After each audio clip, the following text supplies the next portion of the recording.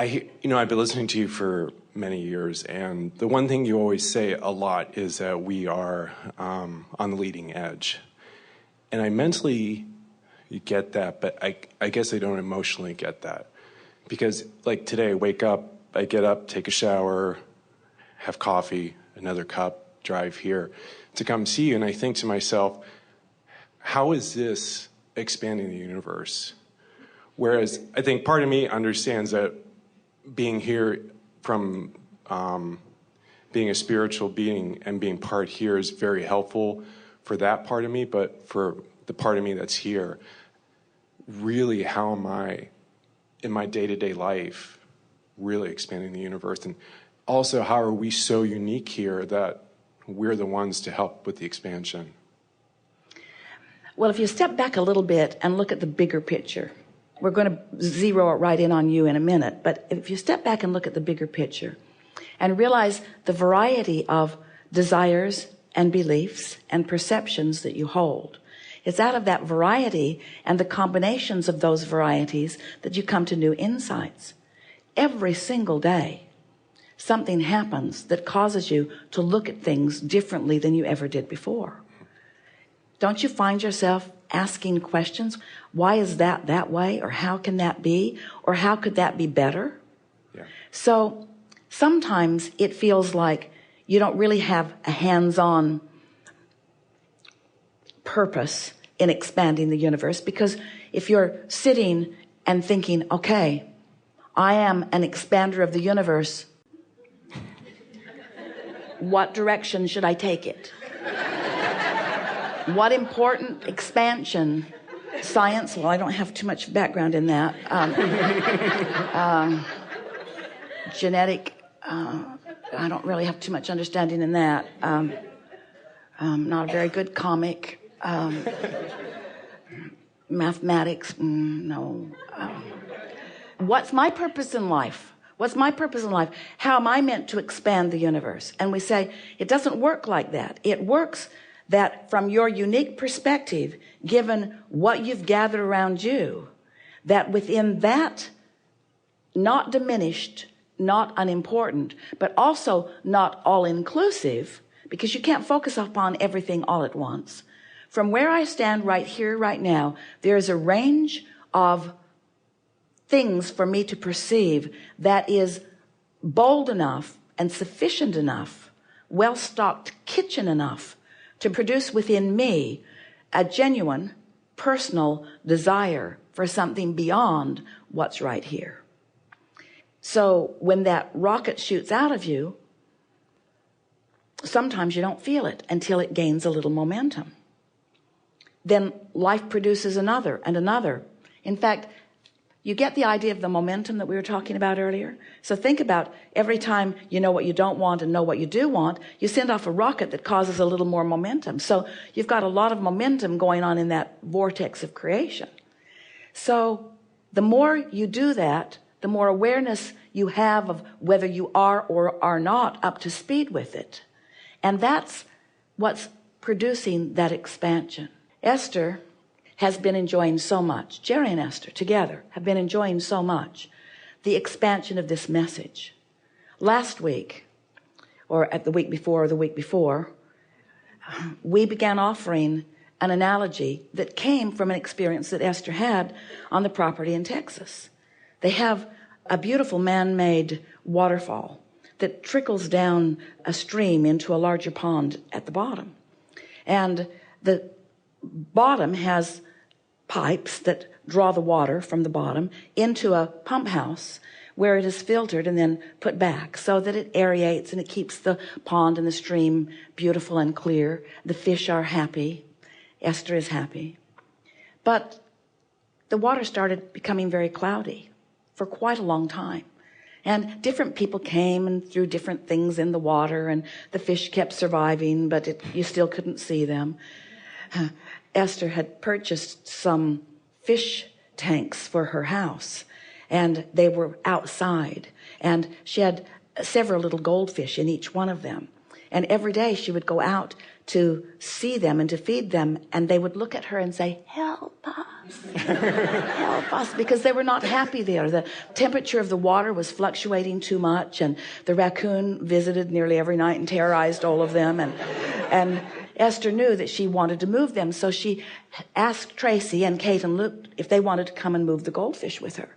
And Esther explained how some years ago they had bought some goldfish at the pet store, and they'd brought them in the plastic bags from the pet store. And when Jerry and Esther put these goldfish into this beautiful clear pond, the fish literally leaped like dolphins in the water. They were so joyful to be in this bigger space. It was like watching Nemo. And Jerry and Esther held that vivid in their minds. And so Esther is saying to the children, and when we take the fish over and we drop them in, they're going to be so glad to get out of this confined space that they're going to leap for joy. So they put them in a pail. They fished them out with great care and took them over to the pond. And when they dropped them in, they just disappeared into the muck, never to be seen again. And Esther said, we've got to do something about this stream. It's not the way I remember it. So now different people are coming to help make the water clear. And it is decided that the pump is not working properly. So they replace the pump. So the water is being drawn into the pump, but the pump is not putting the water back into the pond because the pipes that are bringing the water back in are clogged.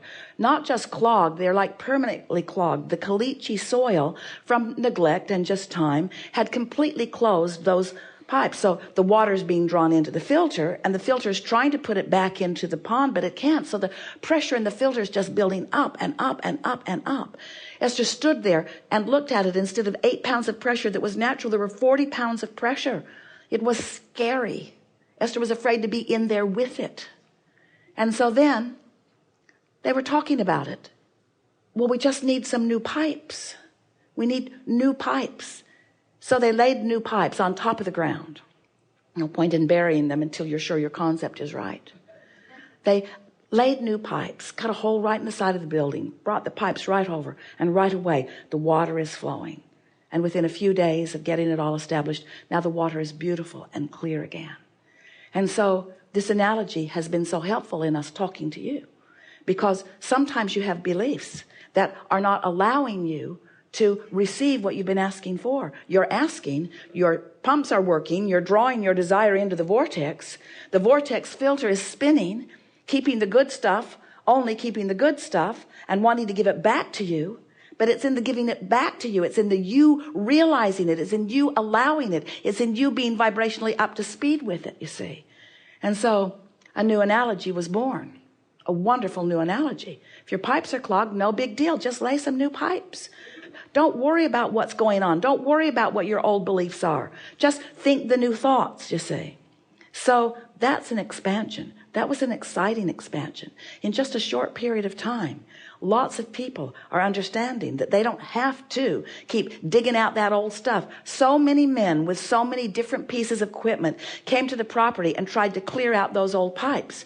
They were snaking it with all kinds of things, poking it with all kinds of things, trying to chisel out that long built up residue of beliefs that were not serving them, so to speak. To no avail. It was pointless. It was futile. It was unnecessary. There is so much an easier way. You don't have to figure out how you got to where you are. All you have to do is figure out where you are and where you want to be. You don't have to figure out why the pipes got clogged, who wasn't checking them often enough, how it got so bad before it was brought to someone's attention. You don't have to figure any of that out. All you have to figure out is, hey, pond's cloudy. Don't want that. What can we do to help it be less cloudy and more clear? What can we do? It's a pretty simple remedy, you see. It always is a simple remedy. And that's that expansion, that constant expansion. You're constantly standing in a place that you have not been before, with the desires that you've been accumulating for a long time. The desires still calling you, and you figuring out how to let the calling reach you, you see. That's what the expansion of the universe is all about. It's what the evolution of every species is about. And our physical friends often, like you, diminish yourself by saying, what I'm doing can't be that important. It cannot be important enough to cause the expansion of the universe, but it is, you see. So then, when you stand here in your physical body, accepting that what you want and what you think is important enough to cause the expansion of the universe, and you get into that better feeling place where you start realizing some of what you've been asking for. Isn't it interesting? Oh, we like saying this to you so much. Isn't it interesting? Oh, we're just going to enjoy it before we spit it out to you. Isn't it interesting? We're all having a party. Wait a little bit. Isn't it interesting that your personal, most selfish interests are at the basis of this expanding universe?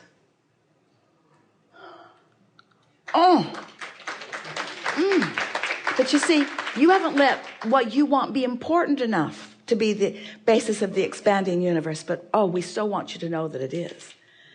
And you're not just blocking it because you're not letting in because you haven't figured out. It's because you haven't felt important enough to be the basis for the expanding universe. But you're selfish enough to know what you want, but somebody's convinced you, they're after all of you. Oh, your selfishness is not a good thing. As if you could deny your perspective of self. As if you have any ability to see the universe through any other eyes than through your own eyes.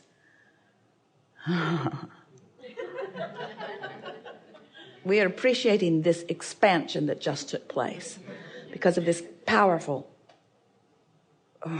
question. Thank you. Something more? It's all we can take too. That was really, really, really good. It was really good.